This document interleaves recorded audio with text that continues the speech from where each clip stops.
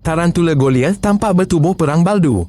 Kakinya tebal dan kuat. Setiap kaki dilitupi bulu halus. Bulu ini memerangkap kelembapan dan kotoran. Ia juga membantu labah-labah merasa dunia sekeliling. Di hadapan, dua Chelicera membentuk taring. Taringnya sepanjang sendi jari. Ia menyuntik racun dan memegang mangsa. Matanya kecil dan penglihatannya lemah. Namun, pedi paut dan kakinya mengesan getaran. Dalam posisi ancaman, gegasi ini mengangkat kaki hadapan. Ia mengembangkan bulu-bulu bristlernya. Penampilannya sangat aneh, seperti makhluk asing. Tarantula Goliath membuat orang undur diri tanpa gigitan. Tonton semua video di saluran YouTube Raksasa Bumi.